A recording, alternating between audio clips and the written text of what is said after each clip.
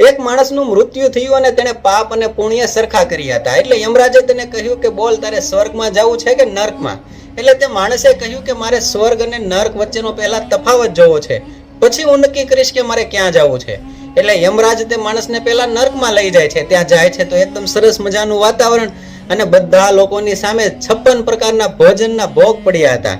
પરંતુ સમસ્યા એ હતી કે બધા માણસોના હાથ એકદમ સીધા, કોણીએથી વળી ના શકે. એટલે અમુક માણસો તેને ઉછાળીને ખાવાની કોશિશ કરતા હતા, અમુક લોકો મોઢેથી ડાયરેક્ટ પાણી પીવાની કોશિશ કરતા હતા. પરંતુ લગભગ બધા જ માણસો ભૂખ્યા અને તરસ્યા. પછી યમરાજ આ માણસને સ્વર્ગમાં લઈ જાય છે. ત્યાં પણ એકદમ સરસ મજાનું વાતાવરણ અને ત્યાં પણ બધા લોકોની સામે 56 પ્રકારના ભોગ પડ્યા હતા. પરંતુ ત્યાં પણ આ જ સમસ્યા કે બધા માણસોના હાથ સીધા, કોણીએથી વળી ના શકે. પરંતુ ત્યાં લોકો એકાબીજાના મોઢામાં કોળી આપતા હતા.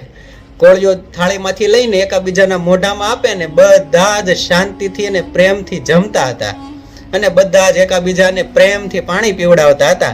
એટલે બધા જ લોકોએ શાંતિથી ભોજન કરી લીધું અને શાંતિથી પાણી પી લીધું, ભરપેટ ધરાઈને ખાઈ લીધું.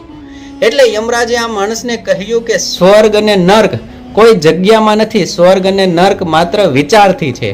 જે માણસ માત્ર પોતાનું જ વિચારે છે તે નર્ક ભોગવે છે અને જે માણસ બધાનું વિચારે છે તે સ્વર્ગ ભોગવે છે. દોસ્તો, આ વિચાર વિશે તમારું શું કહેવું છે કમેન્ટમાં જણાવજો ને વિડીયો ગમે હોય તો લાઈક કરજો, શેર કરજો.